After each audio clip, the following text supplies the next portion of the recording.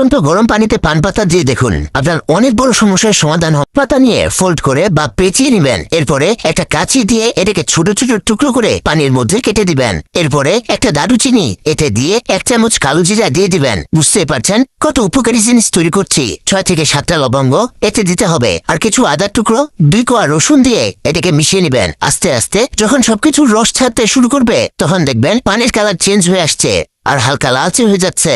এই দেখুন, এটা আরো কিছুক্ষণ সিদ্ধ করে নিতে হবে।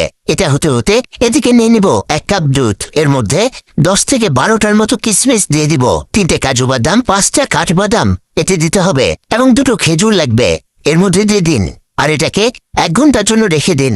এটা ভিজতে থাক। ততক্ষণে এদিকে একটা বাটির মধ্যে দিয়ে দিবেন লেবুর রস। এখানে আপনি 1.5 চামচের মতো লেবুর রস দিয়ে দিবেন। 1 চামচ, পরে আরো হাফ চামচ। এবার এতে দিয়ে দিন নারকেল তেল 2 চামচ, আর এটাকে মিশিয়ে নিন ভালো করে। এটাকে রোদে রেখে দিবেন কিছুক্ষণের জন্য। এটা আপনার মাথার স্ক্যাল্পে লাগাবেন। নিয়মিত ব্যবহারে দেখবেন মাথার ত্বক পরিষ্কার করবে আর মাথায় থাকা খুশকিউকুন দূর করে দিবে। সেই সাথে ব্লাড সার্কুলেশন বাড়ানোর কারণে নতুন চুল গজাতে সাহায্য করবে। এবার একটি স্টিলের মাজুনের মধ্যে টুথপেস্ট লাগান। এর চারদিকে টুথপেস্ট লাগাবেন। যেমন আপনি মনে করছেন যে এটা দিয়ে হাঁড়ি পাতিল পরিষ্কার করব না, বন্ধুরা দেখতে থাকুন কি হয়। আমরা একটা লেবু স্লাইস করে চেপে চেপে দিয়ে দিব, আর একটা পুরনো মরিচা ধরা ছুরি এটা দিয়ে পরিষ্কার করার চেষ্টা করব। দেখা যাক এটা পরিষ্কার হয় কিনা। আস্তে আস্তে ছুরিটাকে ঘষতে থাকবেন। একসময় গিয়ে দেখবেন এটা একেবারে পরিষ্কার চকচকে হয়েছে, যেমনটা দেখতে পাচ্ছেন।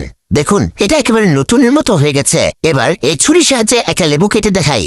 দেখুন এটা অর্ধেক করে কেটে নিয়েছি। এবার এটার অর্ধেক অংশের মধ্যে গর্ত করতে হবে। আপনি ছুরি দিয়ে সুন্দরভাবে এর মাঝের অংশটাকে আলাদা করে নেবেন, মানে এর ভিতরের অংশটাকে খোকলা বানাতে হবে। এবার এর মধ্যে দিতে হবে কর্পূর। এমন কর্পূর ডিরেক্ট দিবেন না, এটাকে গুঁড়ো করে নিয়ে 1 চামচ এতে দিয়ে দিবেন। 3 থেকে 4টা লবঙ্গ এতে দিতে হবে। আরো দিবেন কিছুটা সরিষার তেল, 1 চামচ দিলে চলবে।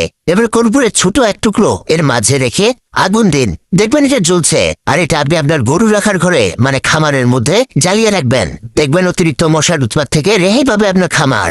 আর বলি, দুধের মধ্যে বাদাম আর খেজুর মিশ্রিত লিকুইডটা কি করবেন, এটা আপনি খাবেন। যদি আপনার ক্যালসিয়ামের ঘাটতি থেকে হাত পা ব্যথা করে তাহলে নিয়মিত খেজুর বাদাম দুধের এই ড্রিঙ্কসটা পান করবেন আর বাদাম খেজুর চিবিয়ে খাবেন। দেখা গেছে অনেকের ক্যালসিয়ামের ঘাটতি এটা দিয়ে পূরণ হয়ে গেছে আর হাত পায়ের ব্যথা কমে গেছে। এবার বলি, পান পাতার এই মিশ্রণটা দিয়ে কি করবেন। যখন দেখবেন এটার কালার চেঞ্জ হয়ে গেছে ঠিক তখন একটা ছাঁকনির সাহায্যে এটাকে ছাঁকে নেবেন আর এই পানীয়টিকে খাবেন। এটা কিন্তু ঝাঁঝালো হবে। এটা আপনার গলার খুশখুশে ভাব কমিয়ে দিবে, কাশি দূর করে দিবে এবং দীর্ঘদিনের কফ দূর করতে সাহায্য করবে।